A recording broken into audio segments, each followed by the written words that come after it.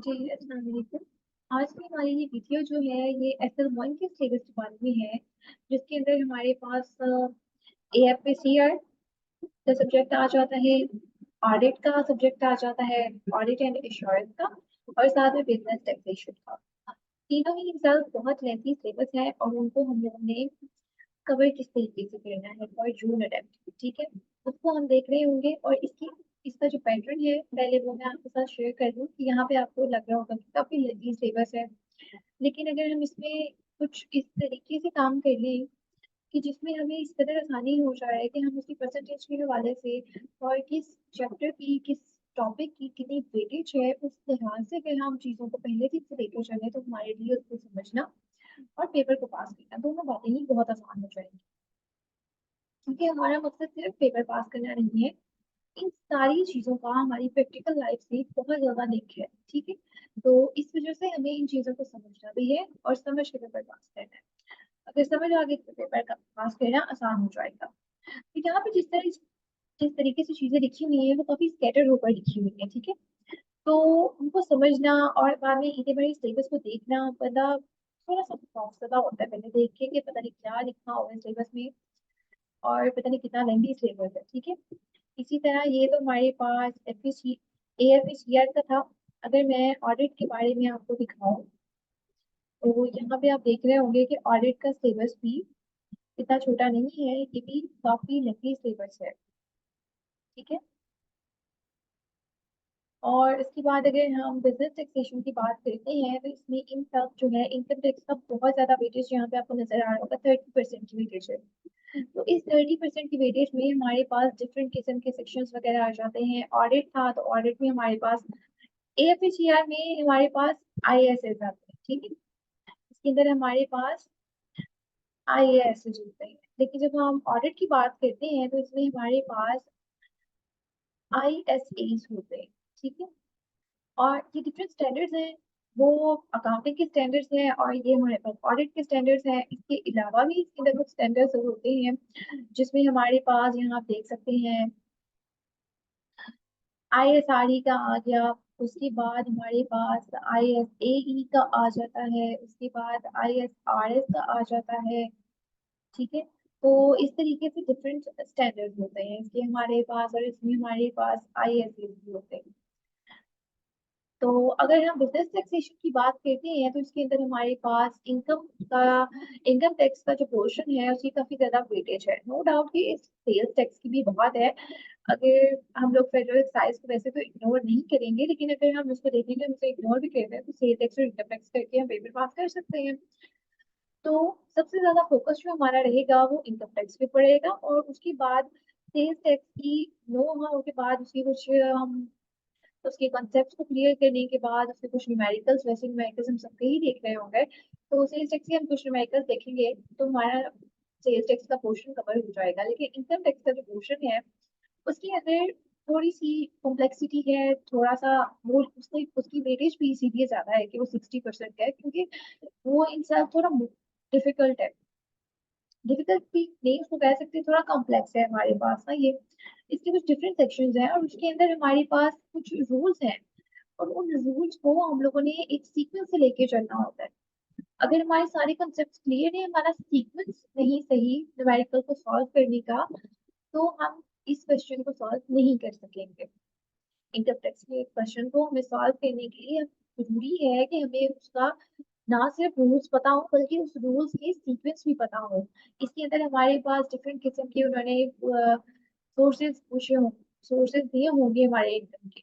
जब हम इस लेक्चर को स्टार्ट करेंगे तो उसमें आप सारा कुछ आप लोगों से डिस्कस किया जाएगा, समझाया जाएगा, बताया जाएगा कि उसके अंदर हमारे पास डिफरेंट किस्म के इनकम के सोर्सेज होते हैं। उस इनकम के सोर्सेज में से कुछ जब हम टैक्सेबल अमाउंट निकालेंगे तो उसमें कुछ हमारे पास होगा कि हम इसमें से ये वाला डिडक्ट कर सकते हैं, हम ये अलाउंस इसमें से डिडक्ट कर लेंगे, या इस वजह से इसके ऊपर कुछ अमाउंट इम्प्लीमेंट होगी सेपरेटली जो बाकी की टैक्सेबल अमाउंट में इंक्लूड नहीं होगी, स्पेशल इसमें होगी, कुछ इस किस्म की चीजें आएंगी उसमें। और उसके बाद भी जब हम सारी उसकी टैक्सेबल इनकम ऐड कर लेंगे जितने भी हमारे 5 सोर्सेज हैं उनकी, उसके बाद भी देन उसके ऊपर भी कुछ अलाउंसेस होंगे जो हमारी टोटल टैक्सेबल अमाउंट के ऊपर ऐड होते हैं।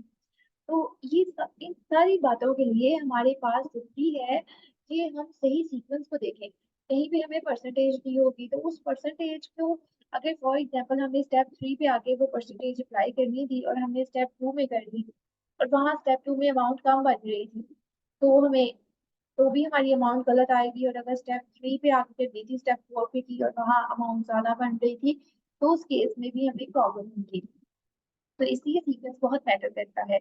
और ये जितना भी लेंथी सिलेबस है, इसको देखने के लिए यहाँ पे हमारे पास मैंने एक फाइल तैयार की है। और इंशाल्लाह ताला अभी मतलब आज ही वीडियो अपलोड करनी थी, so that's why I can't write their names there.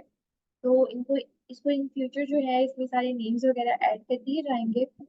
यहाँ पे आप देख सकते हैं कि AFSCR का जो सिलेबस है उसके अंदर हमारे पास कोई 10 जो है हमारे पास IAS है, उसके बाद 10 ही हमारे पास IFRS है, कुछ यहाँ पे IFRIs भी है और एक अदर हमारे पास IPAS भी है।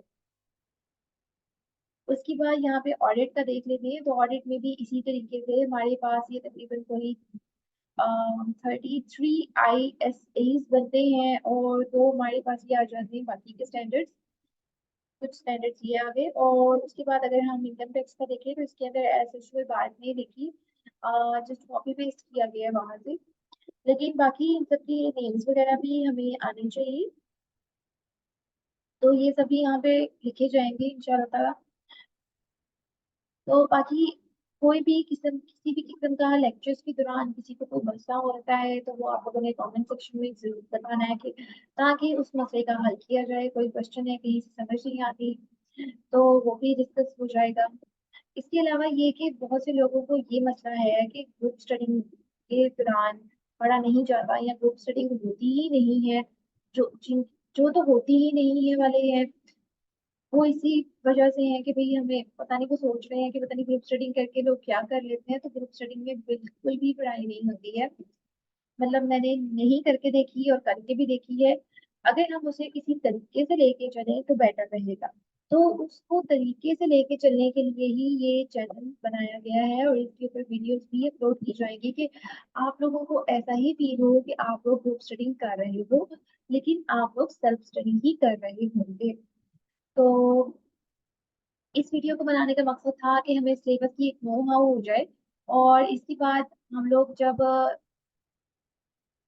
सब्जेक्ट वाइज सिलेबस को डिस्कस करेंगे तो उसके अंदर फिर आप लोगों को मैं ये बताऊंगी कि हम हमारे पास जो है कौन सा IAS ज्यादा इम्पोर्टेंट है, कौन सा IFRS ज्यादा इम्पोर्टेंट है, किस सब्जेक्ट की कितनी वेटेज है, तो उस लिहाज से। तो इंशाल्लाह ताला हम कल अपना जो है एक प्रॉपर प्लानिंग के साथ इसको लेके चलेंगे। मैंने जिस तरह पहली दफा मैं रिकॉर्डिंग कर रही हूँ, आई डोंट नो कि हम लोगों को कितना टाइम लग जाएगा इसको कवर करते हुए। बट आई मेक श्योर कि हम जून अटेम्प्ट के लिए इन तीनों सब्जेक्ट्स को बहुत अच्छे तरीके से पूरी ग्रिप के साथ कवर कर रहे होंगे।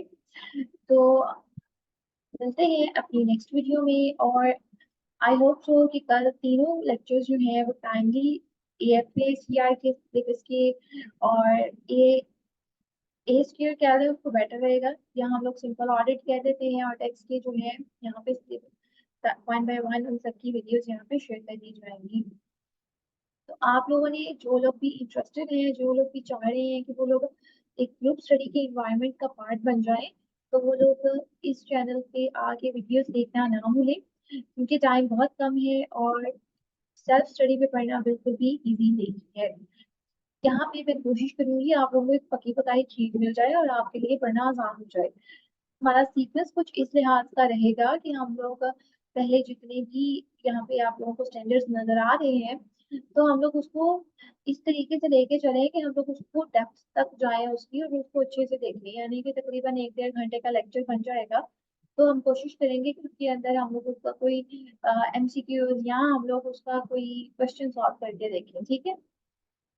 और उसका कंसेप्ट पहले क्लियर करें और उसके बाद कुछ 5-6 MCQs और उसके साथ एक आधा क्वेश्चन करें। और इसके अलावा मैं जितनी भी पास पेपर्स की फाइल्स जो है, इंपॉर्टेंट फाइल्स सबके पास मौजूद होंगी। मतलब मैंने कोई नई नहीं लेनी, सबके पास होंगी। लेकिन जितनी भी मैंने देखी है अभी तक फाइल्स, उसके अंदर कुछ भी मुझे इस तरीके का नहीं लगा कि जिसको पढ़ना आसान हो। कुछ अजीब तरह की उसके अंदर पिक्चर्स क्लिक की होती हैं, जिसके अंदर सही तरीके से पता भी नहीं लग रहा होता कि क्या लिखा है और कैसे लिखा है। तो आई मेक श्योर कि हम लोग एक साफ सुथरी सी फाइल क्रिएट करें और वो मैं आपके साथ शेयर करूँ, ताकि उससे पढ़ना आसान हो और उसके अंदर मैक्सिमम जो है कवरेज हो सके हमारे टॉपिक्स की। तो ठीक है जी, मिलते हैं अपनी नेक्स्ट वीडियो में। तब तक के लिए अल्लाह हाफ़िज़।